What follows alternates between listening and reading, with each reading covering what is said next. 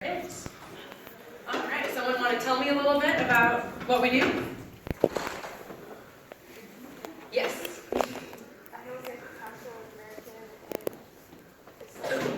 Yeah, exactly. So we're the Council on American Islamic Relations, as she said. We're the Washington State chapter, so there's actually CAIR offices all over the country, not quite in every state, but we're working towards that. And we are, so in Washington here, we're a chapter of the nation's largest Muslim civil liberties and advocacy organization. We have a few different departments that all work together towards that larger goal. I'm personally from the policy department, and so we do a lot of work with government, so at the state level right now, because the state legislature is working on passing a bunch of laws right now, and so we're doing a lot of work around that. And have some exciting things in the works there, one of which will hopefully, if everything goes well, benefit you all in a few years, is a bill that, if it's passed, it would make it so that all state universities and colleges in Washington have to have a policy for religious accommodations. So right now, the way that works is that it's just up to the discretion of the professor or the school. It is a bit more case by case, but we would make sure that that is something that is always going to be accommodated for a religious observance or holiday. So that means if you have a test on Eid, then you can have that rescheduled and it's no problem at all. And so hopefully by the time you're all in college, that's something that will have been in play for a few years, and you'll all get to benefit from that. And so that's one example of one of the things that we do at CAIR. We also have a media and outreach department, and so they work to really make sure that media stories that are going out there are positive, responsible, and truthful, and they really work to flag that misleading, stereotypical, horrible type of narrative that we unfortunately so often see in the news. And then we also have our legal team. And so they work directly with people who have faced religious discrimination, and provide legal representation for them. And so that could be what we unfortunately see too often as anti-Muslim school bullying. And so that's what I'm here today to talk about. And so we've seen at CAIR over the last few years, and at a lot of our chapters across the country, unfortunately, a rise in anti-Muslim bullying at schools. Does anybody here know what bullying is or what anti-Muslim bullying would look like, or have an example? Yes, you in the back.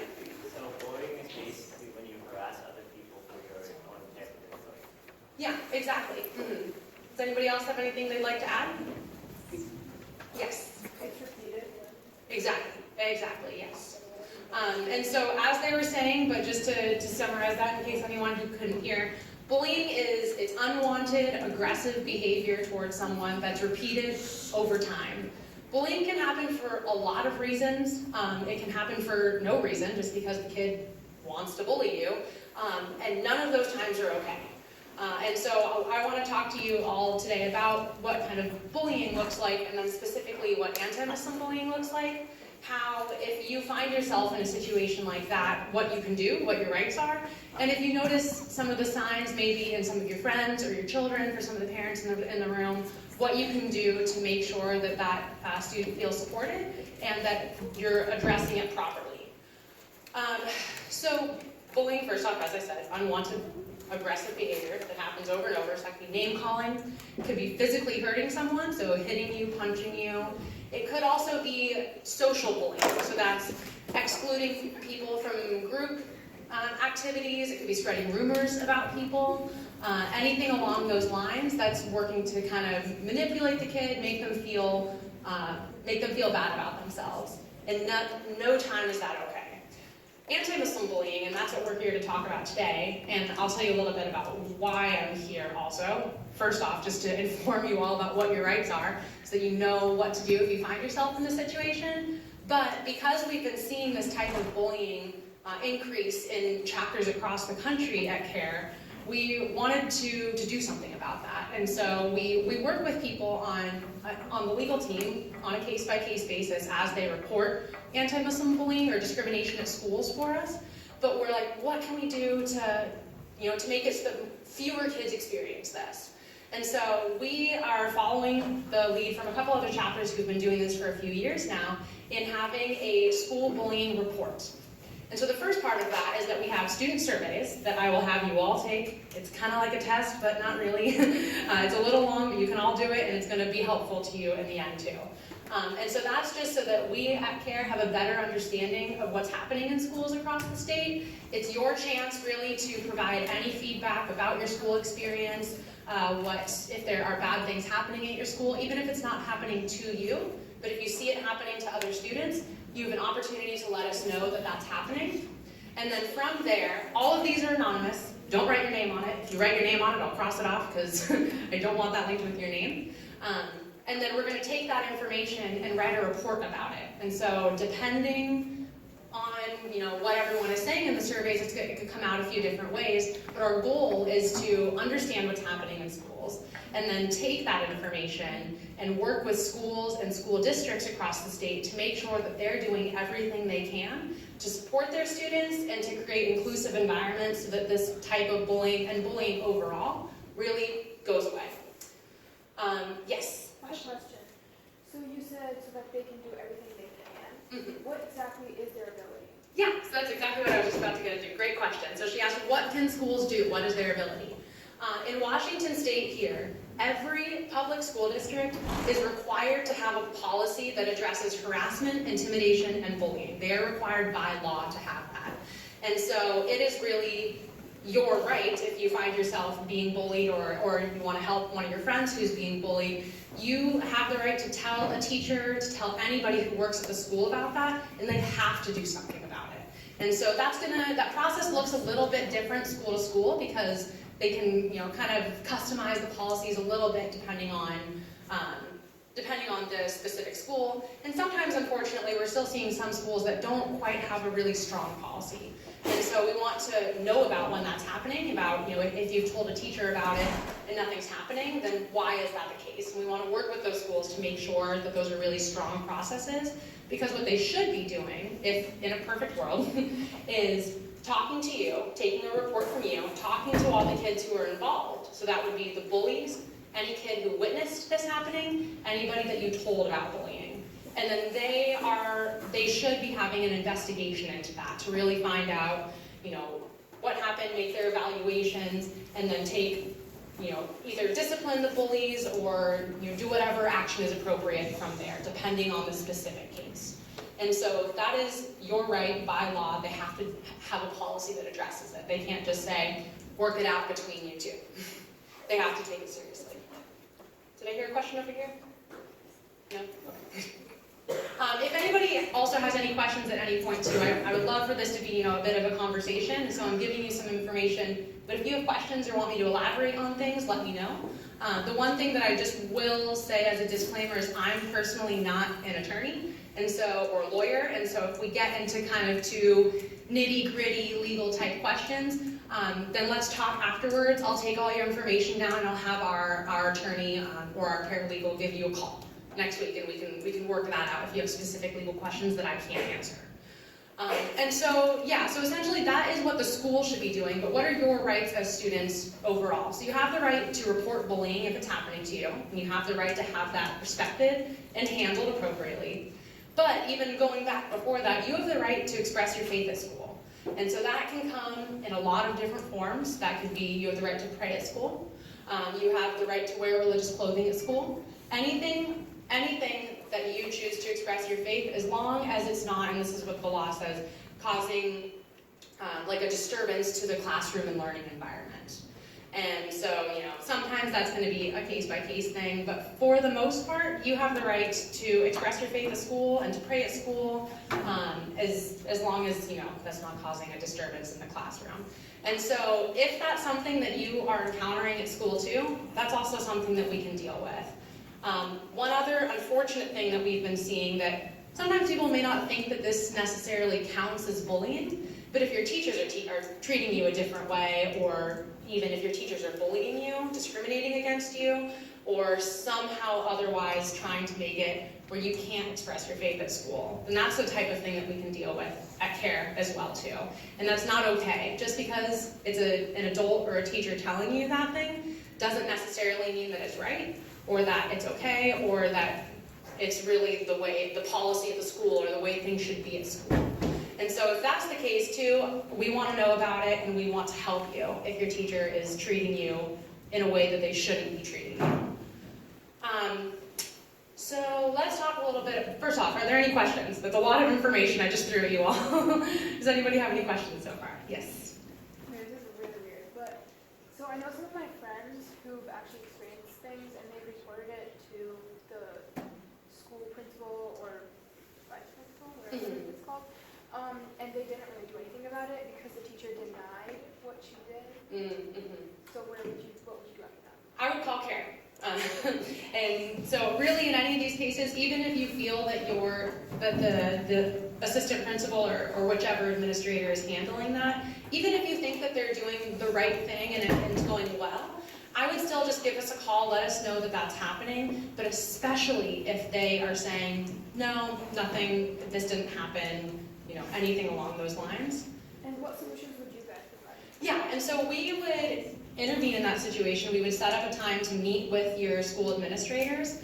And then again, the details are going to be a little different case to case, but we would really push to make sure that that's properly investigated, because we want to make sure that when kids are telling teachers or anybody at school about being bullied, that that's taken seriously and it's respected, so that other kids, or in the future, kids feel empowered, and that if they're going to go and report something, someone's going to do something about it and actually listen to you. And so we would really push to make sure that that investigation that's supposed to happen actually happens.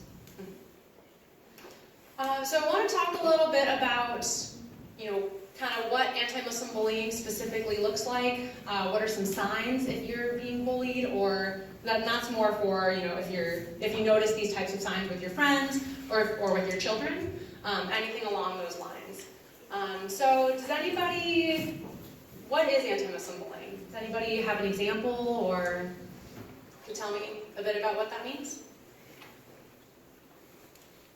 How about you in the back here?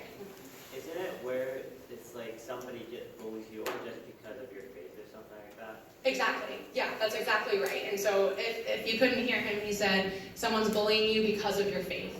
And so that can take many different forms, and I want to make sure that you all know that sometimes kids think that they're joking when they say things like this, but it's not okay. And so if anybody ever, tugs on your hijab if you wear hijab at school, or pulls it off entirely, that's not okay. Even if they think that they're being funny, I don't know why they would think that that's funny, but that is a form of anti-Muslim bullying.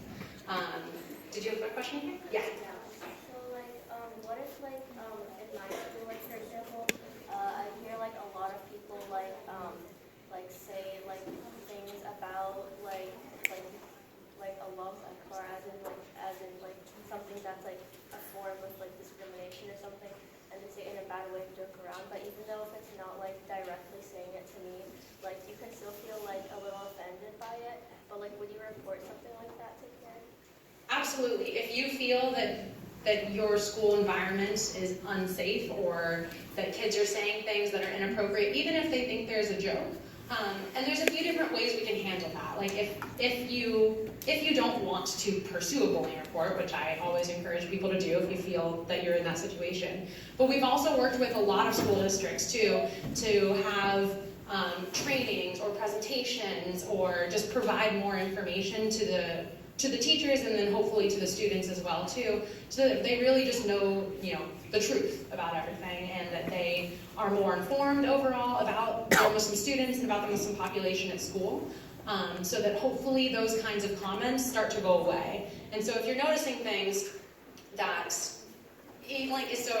were you saying, if you're in a group of kids or something like that, and someone's just said something that's not necessarily to you, but about Islam or about Muslims? Yeah, and so that's something, if you wanted to pursue a bullying report about that, I would still absolutely tell somebody at your school about it. It might be handled a little bit differently, but if you want to say, I was in a group with these group of people, and someone said inappropriate things or stereotypical things, or called me the T word, then that's not okay. And so there's still something that your teachers can do to talk with the other students who were saying those things. And try to stop that behavior from happening in the future. That also brings up an interesting point too. Does anybody know what cyberbullying is? Yeah. Does anybody want to tell me what cyberbullying is? Maybe someone who hasn't spoke before, but I'll call on you if no one does. Yes, you over here. Exactly, bullying someone online. Your school still has a responsibility to address cyberbullying when it happens, even if it doesn't happen on school campus. And so because cyberbullying between two students at a school or multiple students, if multiple students are cyberbullying you, it still then carries over to the general school environment and can make you feel scared, unsafe, or uncomfortable to go to school and be around these kids who have been saying offensive or bullying you on the internet. And so if that's happening, even if it's when you're at home, even if it's at night, has nothing to do necessarily with being at school, it actually does. And so that's something that you can still tell your teachers about to try to address and try to make sure that that type of behavior stops as well. And that's something you can also definitely report to CAIR. Yes? Sorry, I have a question. What if someone says, like, I think, Chris talking about communication, when someone says something, they mean it as a joke, and they don't know that you're offended by it, is it better to tell them first that, you know, I don't like this, it's not really, I'm not comfortable about this, can you not say that again? Or is it better to go and tell people? You guys are just the best at going through these transitions today, because this is exactly the topic I wanted to talk about next, so thank you so much for asking that. She said, if you're in a group and someone says something as a joke, how do you handle it? Do you try to talk to the kid first, or do you go report it?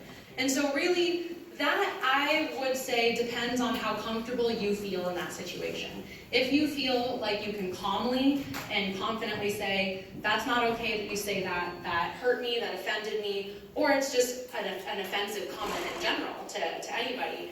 And this is why, and I would really appreciate it if you would not say things like that in the future, then you can absolutely do that. But if you feel, first off, if you feel, maybe a little nervous confronting someone in a situation like that, if you're uncomfortable at all, you can still go tell a teacher about it and let them know. They might try to first have a conversation between you and the other student. And a lot of that, I would say, you just have the control in that type of situation. And so if you feel that having a conversation where there's an adult or somebody else there to help kind of facilitate the conversation, make sure it's going well, make sure everyone is calm and saying, constructive and nice things to each other. And then if you're okay with that, then that's great. But if you feel that you want it to be taken a bit more seriously and have an adult really talk to that kid, then you can let your teacher know that too. But the one thing that I would really, really strongly ask that you do not do in a situation like that is if you feel really angry, or if you feel that you might yell back at the student or lash out at the student in some other way. Unfortunately, we've even seen things like that where someone will hit the student who said something like that. That's just because someone said something bad to you or was bullying you, doesn't mean that you necessarily should react the same way. We don't want you to do anything that's going to get you in trouble.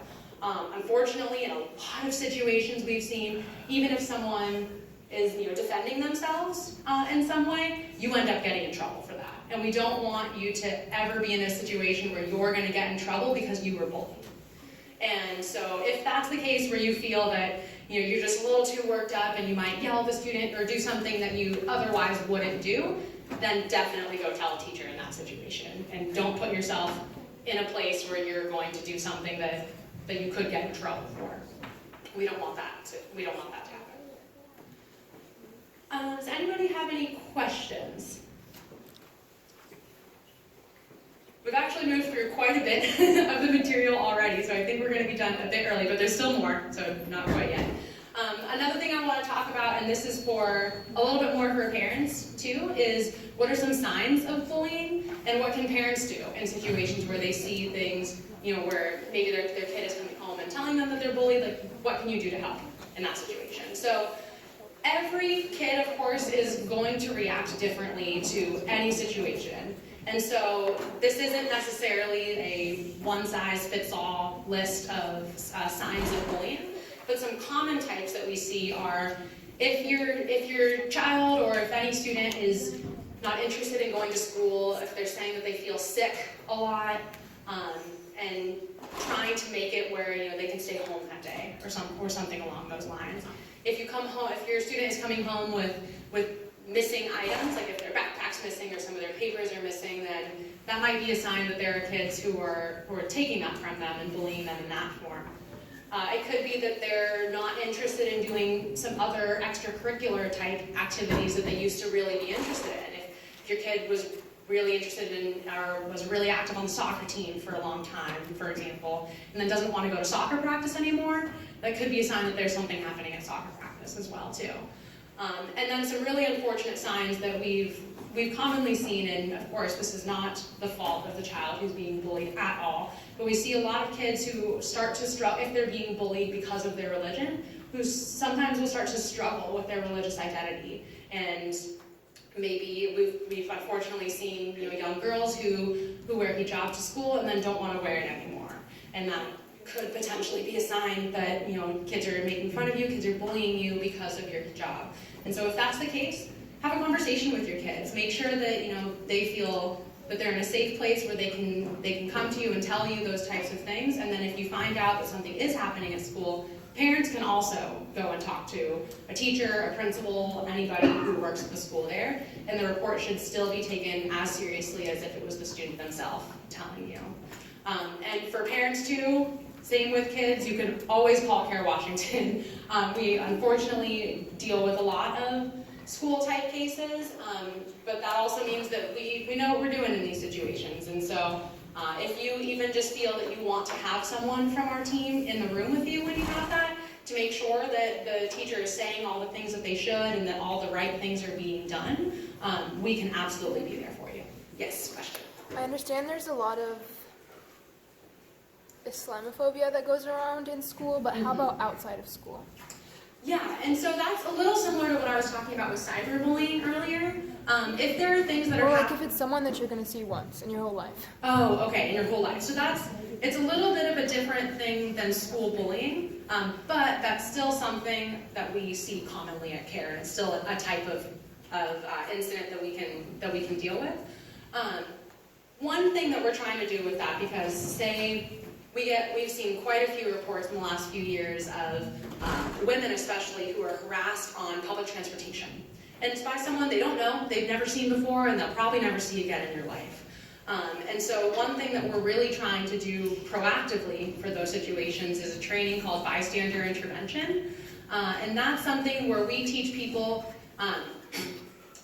if you see someone being harassed in a public space, two strangers who don't know each other, what can you do to help support someone in that situation? And so, again, I don't want to give legal advice, or I can't because I'm not a lawyer, but the general trends that we recommend to people is, if you're in a space where you're able to, remove yourself from that situation as fast as you can. If you feel comfortable and if you want to take a video, or if there's someone in a car, saying things to you from a car, you can take a picture of their license plate.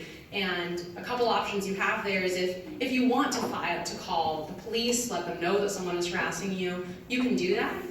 If you don't want to do that though, you can also call us, let us know.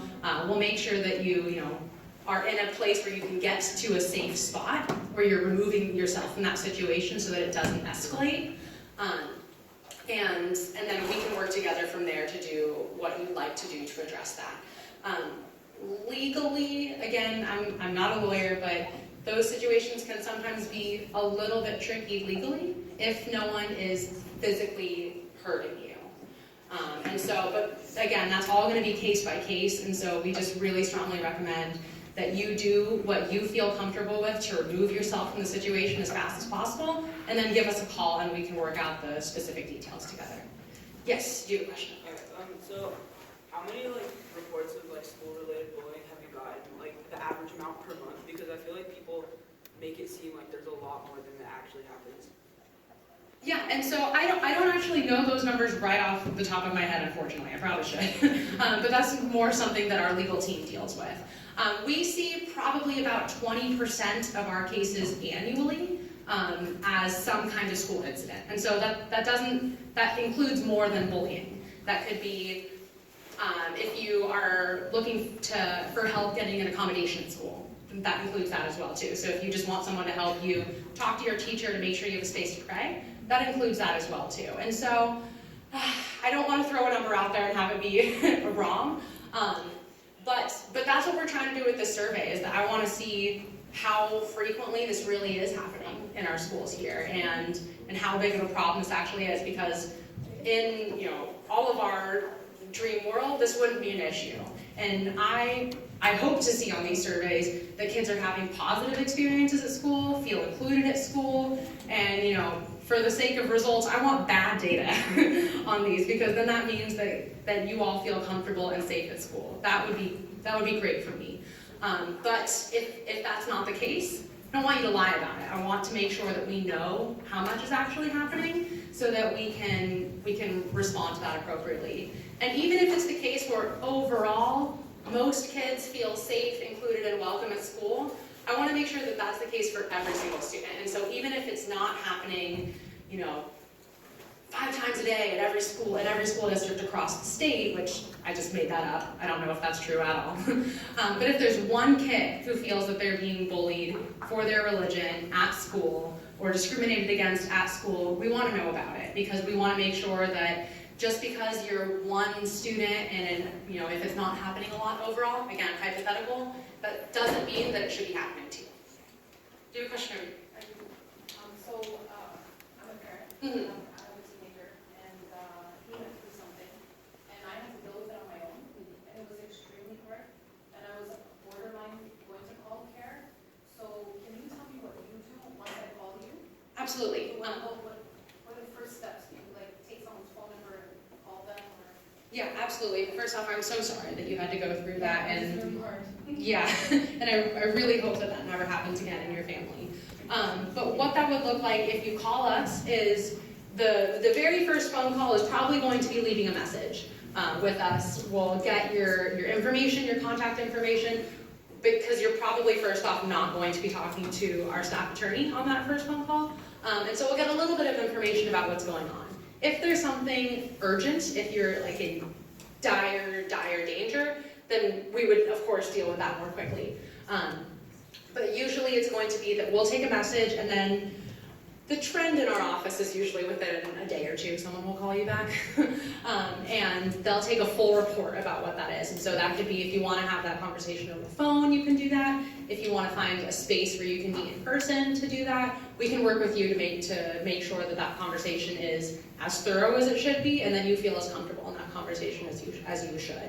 And so we would just get all of the information about what's happening, and then from there, again, it's a little bit different case by case, but say it's a case where, as you were describing, your child is being bullied at school, you've talked to teachers or administration and they're not doing anything about it, then we would get in contact with the school officials there. And so that would be likely both at the school itself and the school district, and really try to get that conversation happening as fast as possible, where you're in the room. If your child wants to be in the room too, then they're there, and someone from our team is there too with the appropriate school officials, which is generally the assistant principal who deals with reports of harassment, intimidation, and bullying, and possibly someone from the school district as well. Oh, it wasn't at school.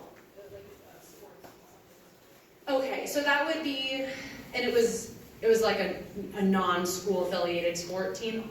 Okay, so that would be a little bit different, and I don't legally know exactly what the exact path looks like for that one, but it would still be the same general essence. And so we would still, for whatever kind of report you're calling for us, even if it's something that we know off the bat is probably out of our scope. Like for example, we don't do family law cases at CAIR, but if that's the case still too, someone from our legal team often still will have a full conversation with you so that they can make sure that they're connecting you with the right person and not just throwing you around from organization to organization.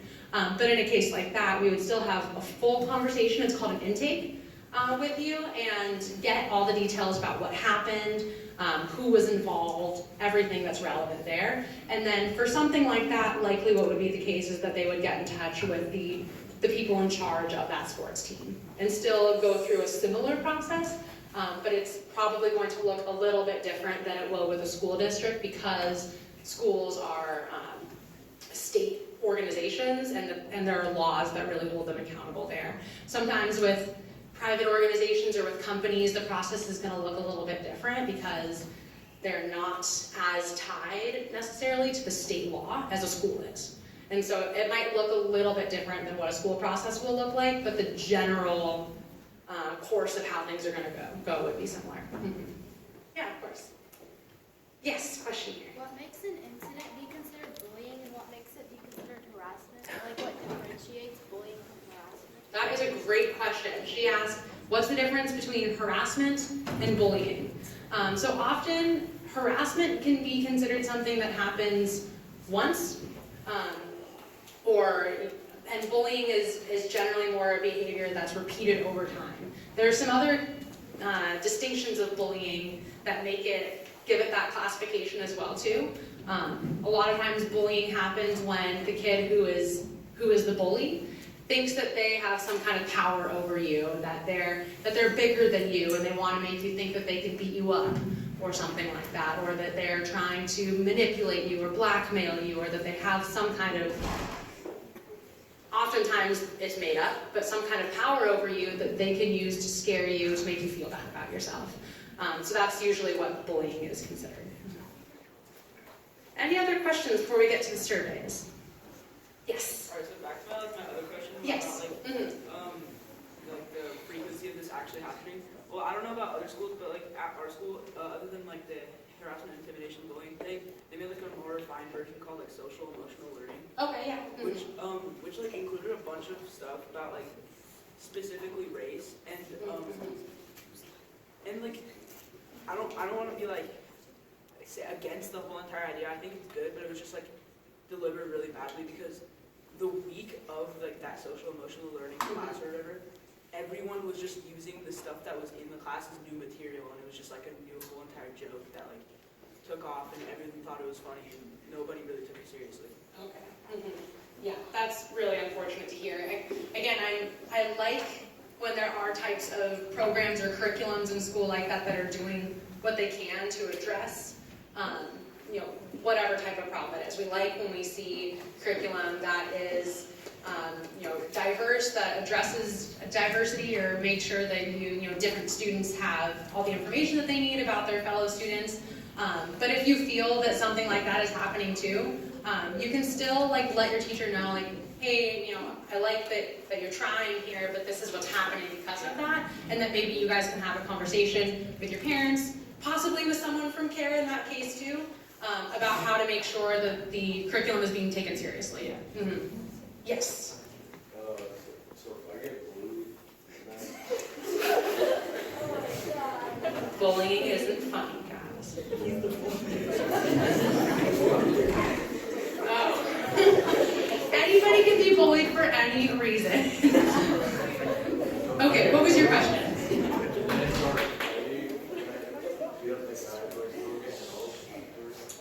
You're likely going to get in trouble still for something that I don't want to see go away. A lot of times, and we've dealt with situations like this too, where a kid was being bullied and they lashed back out at the person who was bullying them and got into a situation like that. You're probably still likely going to face punishment from your school for fighting, but we would really make sure, or your parents, or we would want to make sure there's someone in that situation who's really making sure that the teachers are still addressing the fact that you got bullied. But likely both things would happen. But yeah, as I was kind of saying earlier, doesn't give you a free pass to beat someone up. You're probably still going to be in trouble with that. Any other questions before we get to the surveys? Okay, can I have a couple volunteers to oh, question, yes.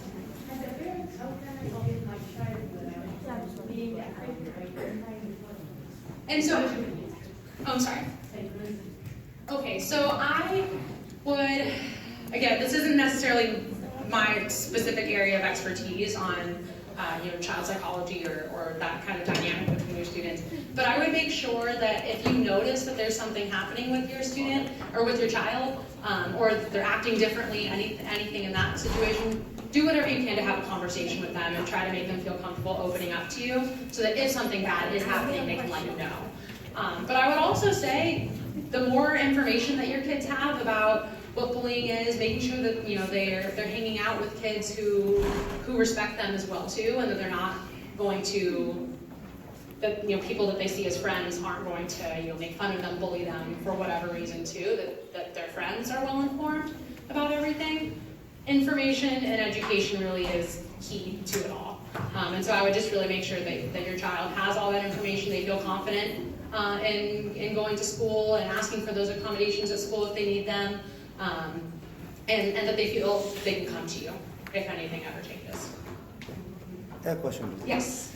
Have you dealt with something like false alarms, which means some of maybe our Muslim youth, they are kind of oversensitive. So maybe if someone would tell them any word, they would come home and say, we have been kind of discriminated against because of our religion.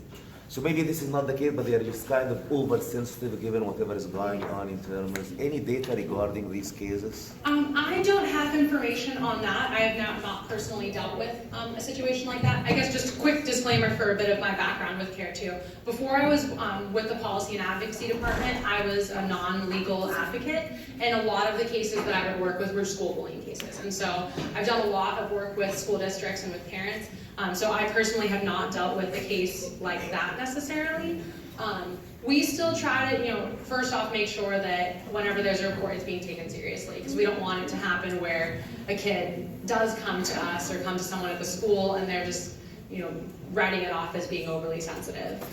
But we want to, and what our goal broadly with schools as a whole is, not just with the Muslim student population, is making sure that every kid at school is well informed about different demographics or different religious, ethnic, racial groups at schools, so that they're not having those types of conversations where a kid is maybe going to be so affected by it that they do get to the point where something that may not have previously really bothered them is just getting to them day in and day out. And so we really want to do what we can to make sure that the overall school environment is inclusive, is welcoming, and is not going to be putting kids in a situation like that. Of course. Yes, back here. What if someone's like not really coming through, but they're sort of making fun of your religion because it's not physically to you, but it's to religion in general? Yeah, so her question, if you couldn't hear it, it's, what do you do if someone is saying general comments, making fun of your religion, but not necessarily directed at you? I would still treat that the same way as if they were saying something to you, because if they're saying it, maybe they're not saying your name, or maybe they're not looking at you, but if they're saying it in a space where you can hear it, it has the same effect. And so I would still treat that the same as if they had said it to you directly. Yes, we'll take 2 more questions and then do surveys, but if you have questions too, just come talk to me. Yes? So, I once, had that experience before where I got, bullied, and so, I talked to my counselor about it, and so she said that, it's mostly, if it happens once, it wouldn't be something major to deal with, if it happens again, that's when you see, have a conversation like that, but I feel it's I did get bullied, even once. I feel like I shouldn't go to the past and be oh, I got bullied before in my life, but I can report it right now. But what would be the best option? Would I just let it go until I see it again, or just watch out for the future? Or yeah. If you're in a situation where you felt that someone was saying something offensive to you or bullying you, even if it was the first time they did it, I wouldn't wait for it to happen again. You still have the right to go tell a teacher about that, to tell someone about it, because if we let everybody have multiple chances, then that's just going to devolve really quickly and just make it where kids think it's okay to say things like that. You want to make sure that, if in a situation like that, as I was saying earlier, if you want to try to have that conversation, if it's someone that you know or feel comfortable talking with, and that's how you want to deal with it, then that is your right and you have the power to do that. But we want to make sure that you're not put in situations where you feel uncomfortable. So if you don't feel comfortable doing that, you can still treat it the same way. Yes, last question, then we'll do surveys. How about if there's if they're it's I don't know if it's bullying, but if someone's like if you're like someone's backbiting about you, and then you hear them backbiting about you, and they're like talking bad things about you, is that considered bullying? So, say that one more time, sorry. So if someone is backbiting about you, and then you hear them backbiting like bad things about you, is that considered bullying? And so that, if I'm understanding this correctly, is what I was talking about earlier, where that can be a form of social bullying, which is spreading rumors about you, saying things behind your back, excluding you from activities, things like that. Is that what you're asking? Okay, yeah. So that is still a form of bullying, absolutely. Mm-hmm. All right. So if I could have a couple people help me pass out surveys and pens, you and you and you. And you, okay. And the surveys, so